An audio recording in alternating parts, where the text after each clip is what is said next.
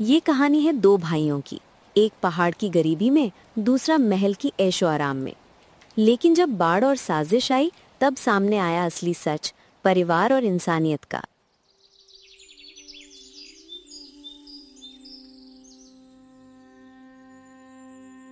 अरे प्रिया, आ गई तुम? लाओ मुझे दो। देखो तो जरा तुम्हारी सांस कैसे फूल रही है। बैठो, आराम से बैठो। मैं तुम्हारे लिए गर्म पानी करता हूं, पैरों को सेक लेना। तुम घर पर नहीं थी तो मैंने सोचा कि खाने के लिए नाश्ता बना देता हूं। अरे जी, अब तो ये रोज का हो गया है। इसे पानी लाना नहीं, जिगर का खून सुखाना कहते हैं। वो नुकीले पत्थर आज फिर मेरे पैर में चुभ गया। पहाड़ की एक खड़ी चढ़ाई मेरी जान ले लेगी। एक मटके पानी में क्या होता है, दिन में 4 बार मौत के कुएं से पानी लाने जैसा लगता है। मेरे पैर अब जवाब दे रहे हैं। बहुत दर्द हो रहा है, ऐसा लगता है जैसे ये मेरे हैं ही नहीं। मैं जानता हूं भाग्यवान, मैं सब जानता हूं। तुम्हारी हर पीड़ा मेरे दिल में कांटे की तरह चुभती है। जब तुम पानी लेने जाती हो तो मेरा मन यहां तुम्हारी चिंता में लगा रहता है। बस थोड़ा समय और दे दो, मैं अब जल्दी ही कुछ करूंगा। मैं तुम्हें ये नर्क भोगने नहीं दूंगा। लेकिन आप क्या करेंगे? इतने सालों से तो यही सुनती आ रही हूं। हर रात हम एक नया सपना देखते हैं और हर सुबह ये कठोर सच्चाई हमारा मजाक उड़ाती है। आपके पिताजी कैसे कर सके वो ऐसा? उन्होंने पहाड़ वाली ये वीरान कुटिया आपके नाम की और अपने लाडले बड़े बेटे विक्रम के नाम पर गांव का वो आलीशान महल कर दिया। भला ये कैसा न्याय हुआ? क्या हम उनके बच्चे नहीं थे? क्या आपका पसीना उनके लिए कोई मोल नहीं रखता था? प्रिया, ऐसी बातें मत करो। वो हमारे पिता हैं। जरूर इसमें भी वो मेरा कुछ भला ही चाहते होंगे। शायद वो चाहते थे कि मैं अपनी मेहनत से अपनी दुनिया बनाऊं। देखना, जल्दी ही थोड़े पैसे हाथ लगेंगे तो नगर में एक छोटा सा ही सही पर अपना घर ले लूंगा, जहां तुम्हें पानी के लिए यूं अपनी जान जोखिम में नहीं डालनी पड़ेगी। तुम ये सब छोड़ो, चलो नाश्ता कर लो। देखो, मैंने तुम्हारी पसंद की चटनी भी पीसी है।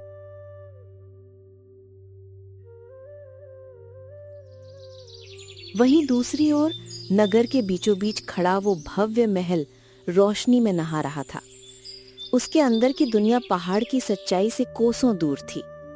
देव का बड़ा भाई विक्रम मखमली सोफे पर बैठा था। अरे टीना, सुन रहे हो? मैंने तुम्हें रखने के लिए कुछ पैसे दिए थे, जरा लेकर आना।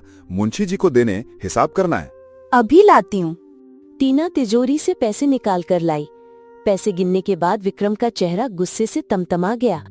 ये क्या मजाक है? मैंने तुम्हें पूरे 50,000 रुपए दिए थे और ये सिर्फ 20,000 रुपए हैं। बाकी के 30,000 रुपए कहाँ गए? क्या उन्हें पंख लग गए? जी, वो बाकी के 30,000 रुपए तो मुझसे खर्च हो गए। आपको तो पता है, बगल वाली सीता है ना, मुझे देकर कैसे जलती है। कल उसका पति उसके लिए असली सोने के तारों वाली बनारसी साड़ी खरीद कर लाया। पूरी महफिल में बस उसी की बातें हो रही थी। अब मेरा पति तो मेरे लिए कुछ खरीद कर लाता नहीं, तो क्या मैं अपने शौक भी पूरे ना करूं? अपनी इज्जत का सवाल था। हैं? क्या मतलब है कि मैं तुम्हारे लिए कुछ नहीं लाता? ये जो रेशमी कपड़े और हीरे मोती तुमने पहन रखे हैं, ये क्या आसमान से बरसे हैं? तुम जिन पैसों पर ऐश करती हो वो मेरी दिन रात की मेहनत है, समझी? और 30,000 रुपए की भला कौन सी ऐसी साड़ी आ गई जो तुम्हें खरीदनी पड़ गई? उफ़ो, आप भी ना। 30,000 रुपए की साड़ी नहीं थी। साड़ी तो मैंने सिर्फ 10,000 रुपए की खरीदी थी। लेकिन क्या मैं उसके साथ पुरानी चप्पलें पहनती? उसके बाद उसकी मैचिंग की जुतियां, पर्स और नया मेकअप किट, वो सब भी तो खरीदना पड़ा ना। आखिर नगर के सबसे बड़े आदमी की पत्नी हूँ। तुम्हारी इन्हीं हरकतों की वजह से हम किसी दिन सड़क पर आ जाएंगे, बता रहा हूं मैं। तुम्हें पैसे की कोई कदर ही नहीं है। पता नहीं, अगर पिताजी ने मुझे वो पहाड़ वाली कुटिया दी होती तो न जाने तुम जैसी औरत का क्या होता। ये कैसी बातें कर रहे हैं आप? वो मनहूसियत तो आपके उस प्यारे भाई के नसीब में लिखी थी और हमेशा रहेगी। और ये सब मेरी वजह से हुआ है, समझे आप? बहुत मेहनत लगी थी तुम्हारे भोले भाले पिता के कान भरने में, उन कागजों पर साइन करवाने में। कितनी ही झूठी कहानियां गढ़ी, कितनी ही साजिशें की मैंने। तब जाकर तुम्हारा वो महान छोटा भाई तुम्हारे पिता की नजरों में गिरा और विलन बना। उसे उस वीराने में भेजने में भी मेरा ही हाथ था, ये मत भूलो। वरना आज इस महल पर उस देव का राज होता और आप उस पहाड़ पर बकरियां चरा रहे होते। अरे चुप करो, दीवारों के भी काम होते हैं। अब ये कोई वक्त नहीं है ये सारी बातें करने का। जो हो गया सो हो गया, समझी? मैं काम के लिए जा रहा हूं, मुझे देर हो रही है। विक्रम वहां से निकल गया। संभाल कर जाइएगा, बारिश के संकेत है। मिट्टी फिसलने वाली हो जाती है गीली होने के बाद। आराम से आना। देव अपने काम पर निकल पड़ा। कुछ देर बाद बारिश शुरू हो गई। आसमान इतना काला था कि लगता नहीं था कि आज बारिश रुक पाएगी।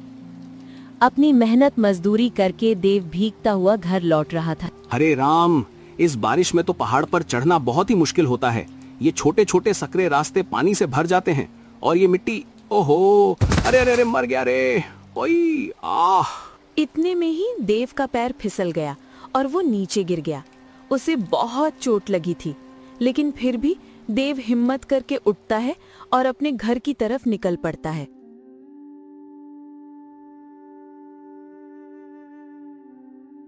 आप आ गए?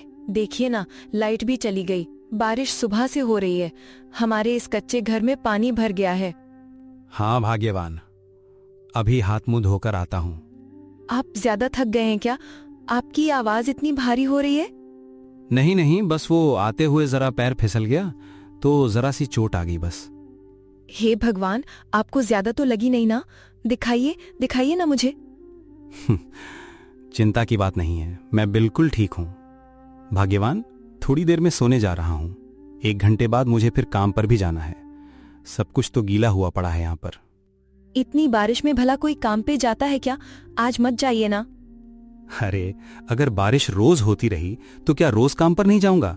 हैं? बताओ फिर हम खाएंगे क्या? अब तो मेरी इतनी चिंता मत किया करो भाग्यवान, मैं समय पर लौट आऊंगा। वो, मुझे आपको कुछ बताना था। आप पिता बनने वाले हैं। हैं? क्या तुम सच कह रही हो? आज तुमने मुझे जीवन की सबसे बड़ी खुशी की बात सुनाई है। तो मुझे और मेहनत करनी होगी ना। अब तो मैं पिता बनने वाला हूं। भाग्यवान, शाम को आते हुए मिठाई लेकर आऊंगा।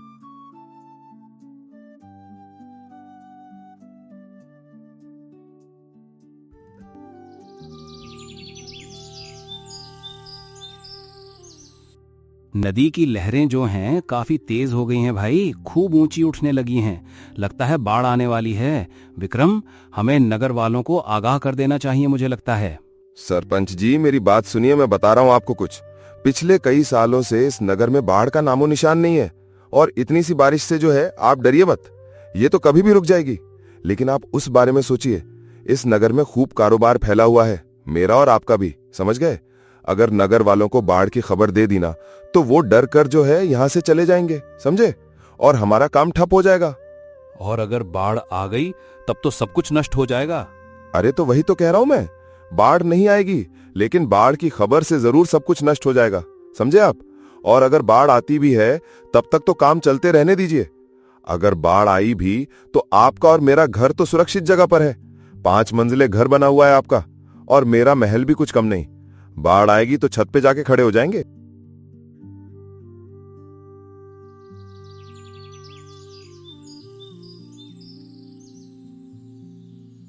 अरे गोभी कैसे रुपए किलो दी भाई तुमने? 20 रुपए किलो है साहब। अरे इन लोगों ने तो लूट मचा रखी है, लूट। इतने में ही विक्रम की नजर अपने भाई देव पर गई। वो भी बाजार में फल और सब्जी खरीद रहा था।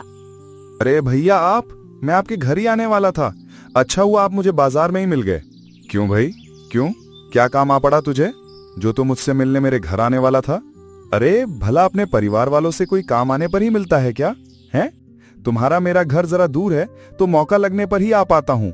मैं दरअसल आपको खुशखबरी सुनाने आया हूँ। प्रिया जो है वो माँ बनने वाली है। अगर आप और भाभी प्रिया से मिलने आते तो उसे अच्छा लगता। बधाई हो भाई, बधाई हो।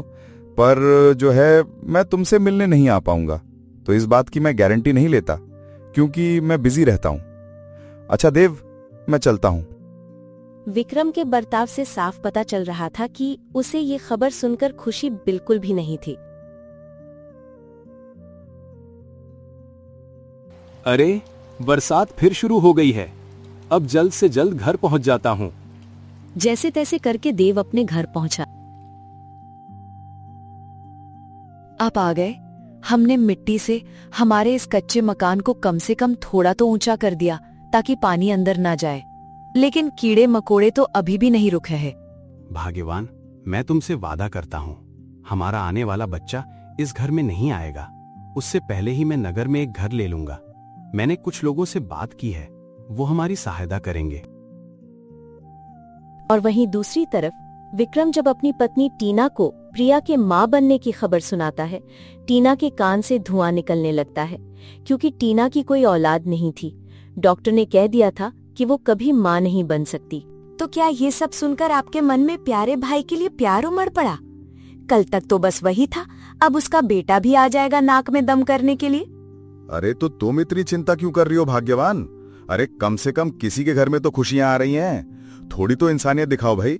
वो बेचारे पहाड़ वाली कुटिया में रहते हैं, ऊपर से बरसात रुकने का नाम नहीं ले रही। उनकी देखभाल के लिए भी कोई नहीं है। तो चले जाइए ना उसकी देखभाल करने के लिए। भूल गए क्या कि वो कैसे महल पर कब्जा करने को तैयार था? वो तो मैं ना होती तो तुम्हें वो कच्चा घर मिलता। अरे बार बार ऐसी बातें बोलना बंद करो, हैं? तुमसे तो बात करना ही बेकार है। विक्रम वहां से चला गया, लेकिन टीना के मन में गुस्से की भावना तेज हो रही थी। अगले दिन वो प्रिया के घर जाने का फैसला करती है।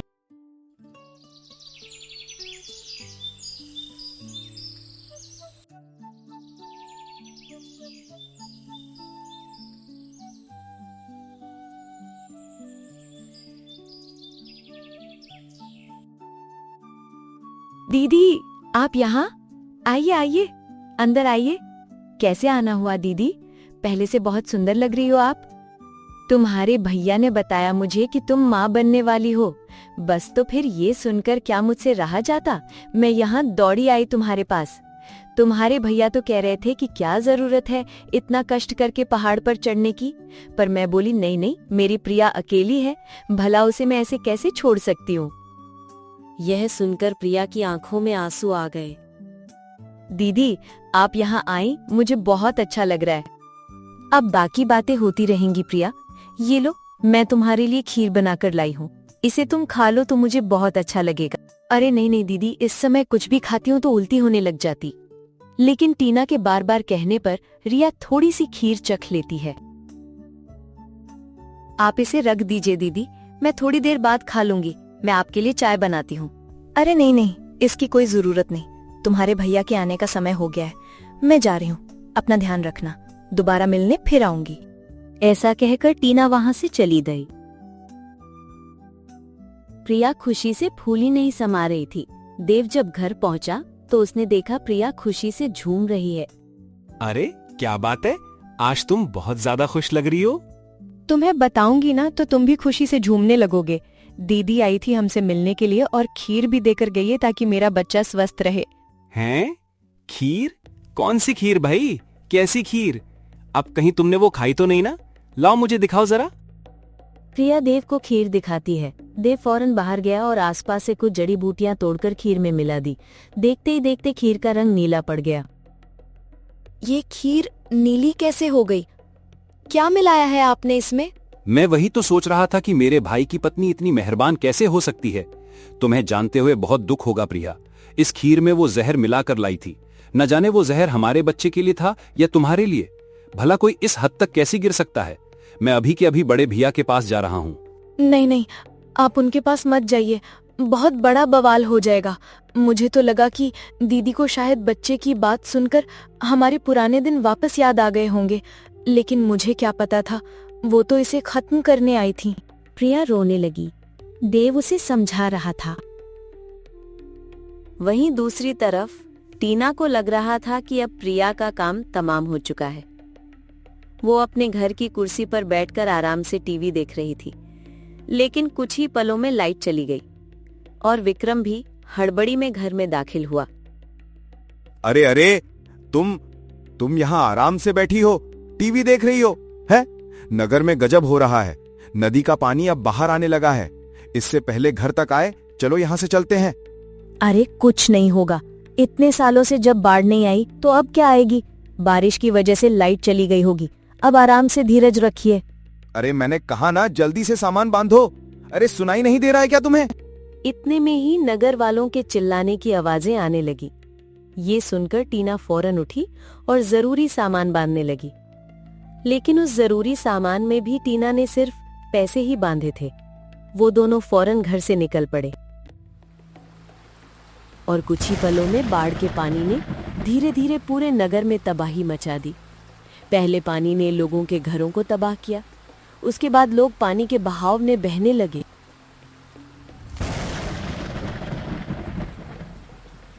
हे भगवान, रक्षा करो, मुझे आज नहीं मरना। अगर उस दिन मैंने सरपंच जी की बात मान ली होती तो ये दिन न देखना पड़ता। उन्होंने तो पहले ही कह दिया था कि बाढ़ आने के संकेत हैं। मैंने ही नगर वालों को भी बताने से मना कर दिया था। आज देखो मैं भी इनके साथ ही बह रहा हूं।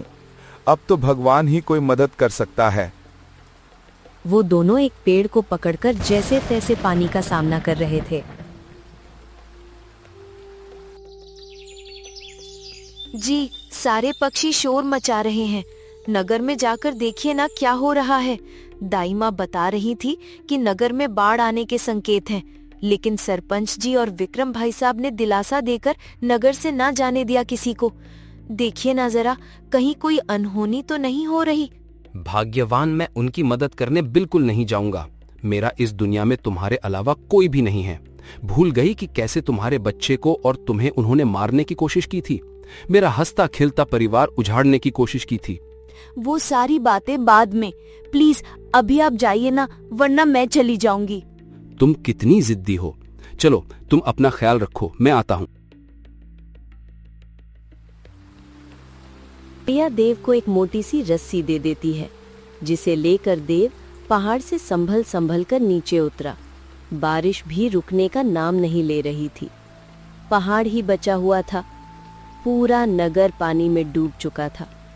देव को पहाड़ के पास जितने भी लोग दिख रहे थे, देव ने उन सभी को अपने पास लाने की कोशिश की।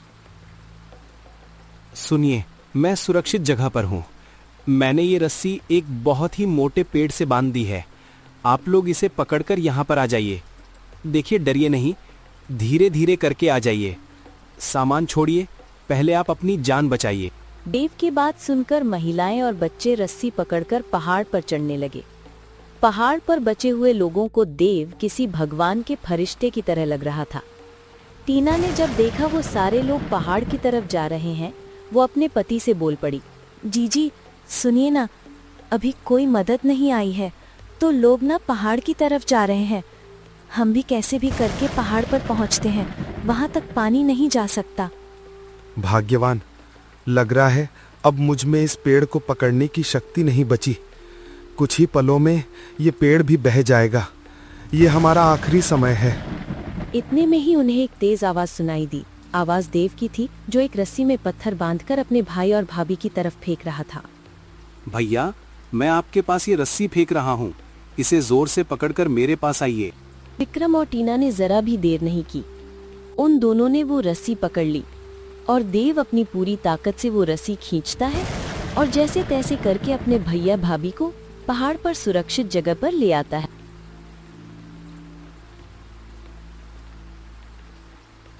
देव, अगर तुम समय पर नहीं आते तो न जाने हमारा क्या होता। मेरे पैसे तो पानी में बह गए। मैंने जब तुमसे कहा कि जरूरी सामान बांध लो तो तुमने खाने का नहीं बल्कि पैसे बांधे थे। मरने के बाद पैसों को अपने साथ छाती पर चिपका के लेके जाना तुम। देव ने ये सब देखकर चुपचाप वहां से जाने का फैसला किया। तभी विक्रम बोल पड़ा। देव, मेरे भाई, मैं तुमसे दोबारा नहीं पूछ पाया। अब क्या प्रिया ठीक है? आप तो उसके बारे में मत ही पूछे भाई साहब। वो इतनी अच्छी है कि आपके वो सब करने के बाद भी उसने मुझे आपकी मदद के लिए यहाँ भेजा। समझ रहे हैं आप? मैं कुछ समझा नहीं। नहीं समझे आप? पूछिए अपनी पत्नी से कि उन्होंने खीर में जहर क्यों मिलाया था। क्या वो मेरी पत्नी को मारना चाहती थी? पहले ही हम बहुत कष्ट में जी रहे हैं। क्या थोड़ी सी खुशियां आप लोगों से देखी नहीं जा रही? मुझे आप लोगों से कोई बात नहीं करनी। आप लोग यहाँ सुरक्षित बच गए हैं, मेरा काम पूरा हो गया, अब मैं जा रहा हूँ।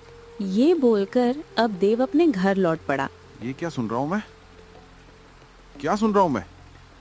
हैं? एक औरत होकर दूसरी औरत के साथ भला तुम ऐसे कैसे कर सकती हो भाई? शर्म आनी चाहिए तुम्हें। न जाने किस घड़ी में मैंने तुमसे शादी की थी। आज मेरे देवता जैसे भाई ने मेरी जान बचाई है। वो अपनी पत्नी को उस हाल में छोड़कर सिर्फ मेरे लिए यहाँ अपनी जान दांव पर लगाने आया था। ये भगवान, इतने सालों से मैं क्या करता रहा। मैं जा रहा हूँ उसके पास। मुझे भी अपने साथ ले चलिए ना। प्रिया के पैरों में गिरकर मुझे उससे माफी मांगनी है। स्वार्थ में मैं इतनी अंधी हो गई कि मुझे उसके होने वाले बच्चों की खुशियां भी नजर नहीं आई। टीना अपने पति के सामने बहुत रोई और गिड़गिड़ाई, जिसके बाद वो दोनों पहाड़ वाली कच्चे घर पर जा पहुंचे। भाई साहब, दीदी, आप दोनों यहाँ अंदर आइए ना। भीग गए हैं आप लोग पूरी तरह से। जल्दी से कपड़े बदल लीजिए। लीजिए, अंदर आइए। इतना कुछ होने के बाद भी प्रिया की दरियादिली देखकर टीना की आंखें शर्म से भर गईं। प्रिया, तू बहुत अच्छी है। 7 जन्म में भी मैं तेरे जैसी ना बन पाऊंगी। मुझे माफ कर दे।